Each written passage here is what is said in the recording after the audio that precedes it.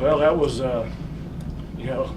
uncharacteristic of TCU to make 9 errors. I don't know how many walks they had, but they didn't play a great game, but that doesn't take anything away from the at-bats we had against a really, really good pitcher. I thought we went out there and battled against him pretty well.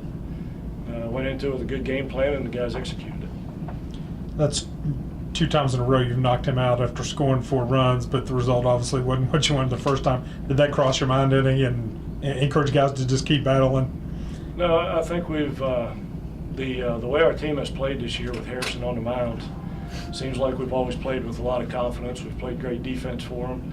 We hadn't given them a lot of run support in the past though, but it just, the way this tournament was laid out when they went to pool play and we had to go with some pitching matchups, our guys really felt after we played TCU in Charleston a couple weeks ago that, to be honest with you, we thought they were the best team in the league. So that's why we lined it up to throw Harrison. And I think had we done the opposite, if we would have beat Kansas and lost to TCU, because TCU beat Oklahoma State, we'd be out of it right now. So flip-flopping the pitchers worked out to our advantage, and if a couple things happen and we win the game tomorrow, we go to the championship. Going along those lines for Coach and Harrison specifically, just bigger picture-wise, where you guys started this season. Obviously, you guys know where you were predicted to finish by all the coaches, and now going into the last day of pool play with, like you said, a chance of still getting into Sunday's title game. What has this season meant from you from that perspective? I think the day that we got the team together when we were having spring practice, when our SID came down to practice and said that, broke the news to me that all the coaches in the league had picked us to finish last unanimously. We stopped practice and I called the guys together and told them I had great news for them, that everybody in the league thought we were the worst team in the league. And I think every time we play a conference game, it's like we go out there to prove something. And there's no better motivation than for everybody on the other side of the field to think you're the worst team in the league. And I think the way we've played, I think we've proven that we're not the worst team in the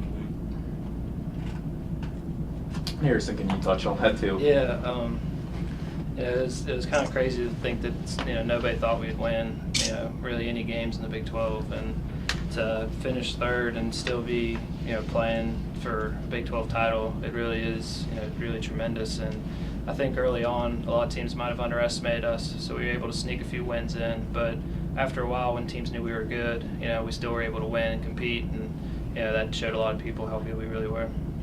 Harrison, Coach Mazie yesterday said it might be interesting to see how you pitched the first couple innings. How important was it to you to get off that great start and strike out the side in the first? Yeah, no, it was really good. I was myself concerned if I was going to find the strike zone, not throwing for a while, but once I was able to find it, it made it a little bit better, and I was able to settle in a little earlier than I actually thought I was going to be able to. Randy, that pitching staff so well over there. How much does that help you with your hitters? I know them way better than the hitters do, and I can tell them what I know about them, but there's nothing like standing in the batter's box facing Trey Teagle's sinker and Finnegan's changeup and, Sharp's, slider. So it helps me.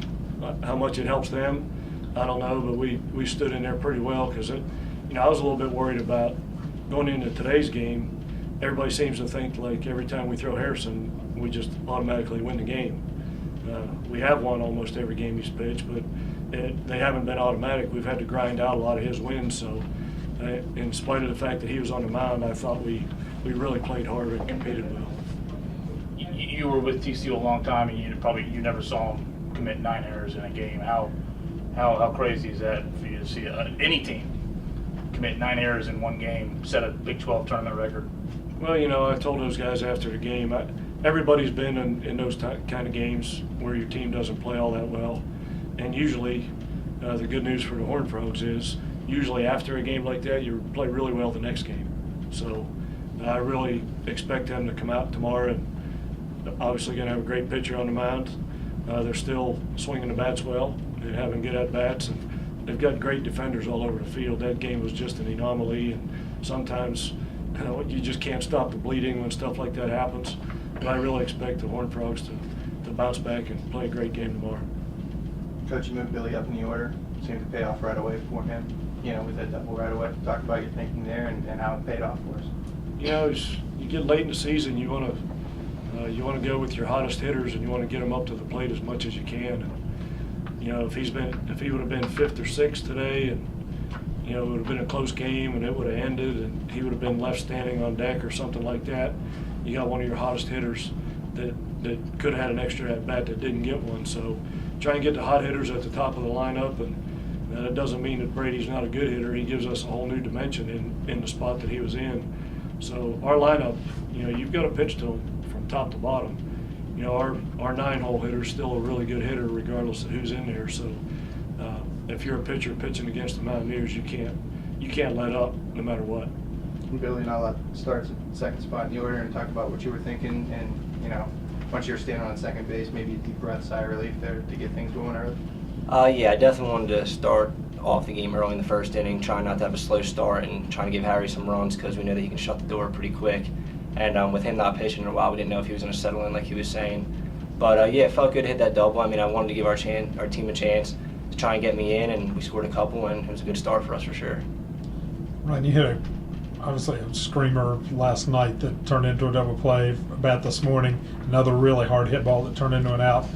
What's your mindset that you go through when you get outs on balls like that in your next couple of at-bats?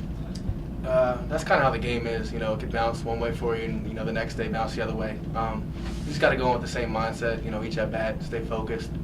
Look for that pitch to hit and drive hard. Is it kind of gratifying then when that comes through and you got the double to put in 2 runs, kind of break things open? Oh, of course. That's going to happen to good hitters like that. But you just got to keep running it out and keep having good at bats. Jacob, the top of the lineup had really good success against TCU in the series in Charleston. Then again today, you jumped out early. Was it good matchups? Did it just in a groove? What's the explanation for that, if there is one? I just feel like we're kind of in a groove right now. Whenever you're out there hitting, you just want to get your pitch and put a good swing on it. And I feel like that's what we've been doing. Coach Mazey said you all kind of decided that thought TCU was one of the best teams. Was it just because of the depth overall, pitching depth? What were the things made you have that much respect for them? It's definitely their pitching staff. I mean, every guy they bring out there, it's 90+ with movement and a good off speed. So we feel like they have the best pitching staff in the league. Coach, historic win, first Big 12 conference win in West Virginia history. Talk about making history today and how moving forward tomorrow and things for the future. That's the first postseason win in Big 12, or they've won postseason games in the past before. Yeah, the first conference win. It's historic for the first season in the conference. There have been a lot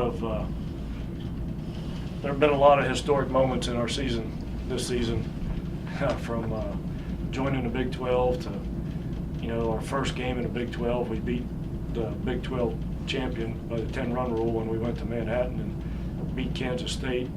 We didn't get swept in an entire series, or in a series the entire season.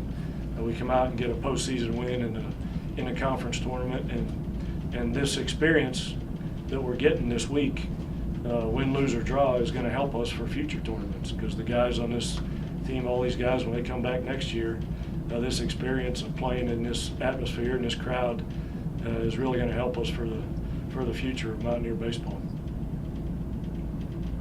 Coach, have you decided who will start tomorrow? It'll be John Means.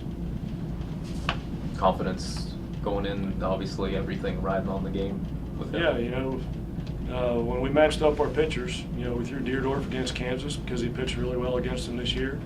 We threw Harry against TCU because he threw well against them, and Means pitched really well against Oklahoma State. I think they only got a couple hits off of him in 5 innings or so. So, I really think the pull play has helped us because we've been able to match guys up like that. So, who would have thought when this season started, when we got together with these guys in the fall, that we'd be talking about we're 1 game away from advancing to the Big 12 championship. So, my hat's off to these guys. It's been a joy to coach these guys. They play really, really hard. They're fun to be around on the field, off the field. They've obviously done great things in the community with what we've done down here. As a coach, you try and find the perfect team to coach, and it's really, really hard to do, but there's no group of guys I'd I'd rather be around. This has been one of my most satisfying years in 25 years as a college baseball coach. So I love being around these guys. I want to continue to play into the postseason and hopefully keep winning. Thank you.